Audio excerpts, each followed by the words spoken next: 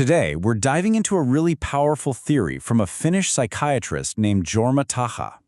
It gives us a whole new lens for looking at one of psychology's most complex conditions, borderline personality disorder. So, let me ask you a question to get started. What if, inside your head, there wasn't just one you? What if there was two different selves and they were locked in this constant, brutal war?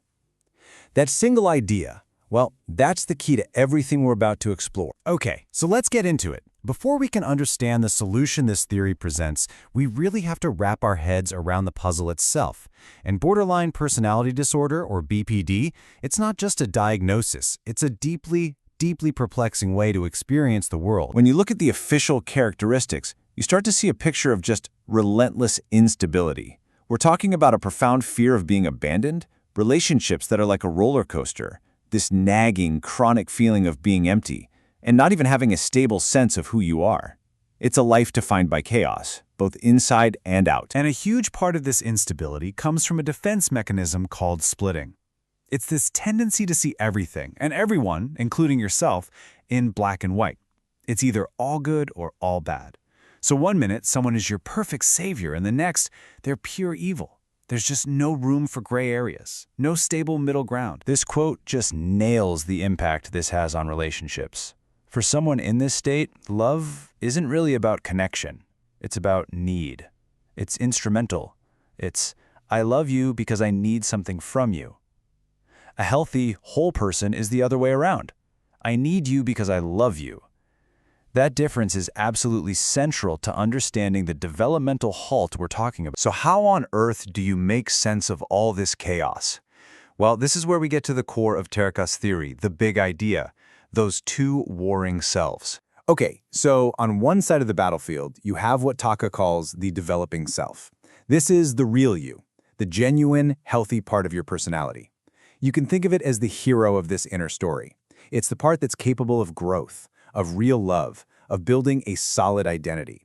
But it's been silenced, suppressed, and its growth has been completely stopped in its track. And fighting against it is the chaotic self. Now, this isn't a real self.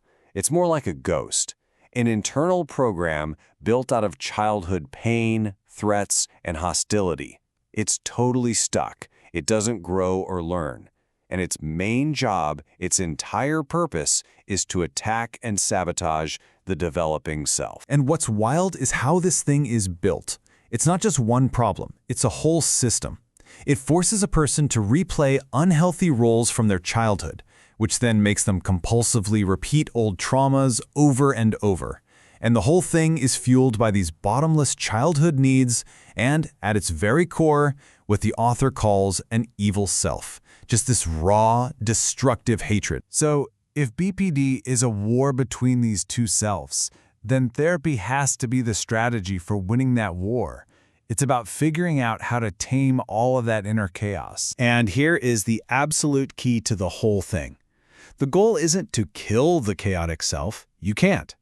The goal is to make the developing self strong enough to finally see the chaotic self for what it is, to understand where it came from, and ultimately, to take the driver's seat. And there's a real path to getting that control. It's a process. First, the therapist has to become an ally of that healthy, developing self. Then together, they set really firm boundaries against the chaotic self's tantrums.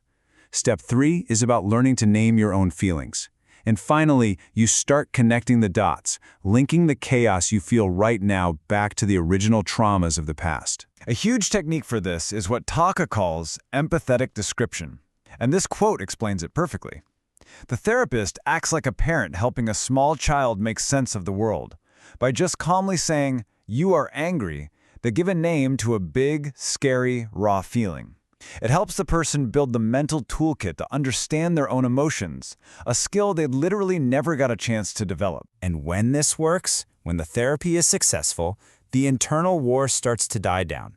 And in the quiet that's left, something incredible starts to happen. A stable, whole self finally emerges. And you can actually see this journey happen in stages. It starts with just forming a safe attachment to the therapy group. Then comes a stage of acting out all that old trauma. From there, you move into processing it, learning to talk about feelings and gain control, And the final stage is this tentative individuation, where a real, authentic self starts to peek through, and that horrible feeling of emptiness finally starts to fade. And you know, this isn't just a nice story. It's backed by data. A study that followed up on Tähkä's program found these huge, life-changing results. Look at these scores for life management and well-being. The leap from pre-treatment to post-treatment is massive. It's a real, measurable shift from a life of chaos to a life of stability. In fact, get this, the source says that in the later years of this program, the recovery rate was estimated to be around 80%. 80!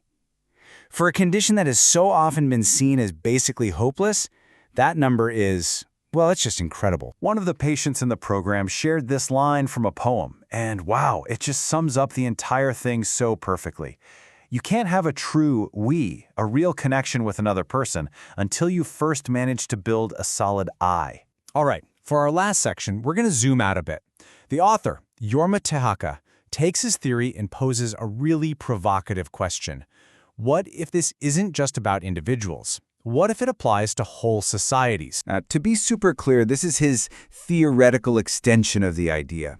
He suggests that the exact same dynamic, a destructive, hateful, chaotic self doing battle with a developing self, can play out on a massive, societal scale, and might be what's underneath some of history's most destructive movements. In the book, Tähkä argues that the specific ideologies you see here, they're just the mask.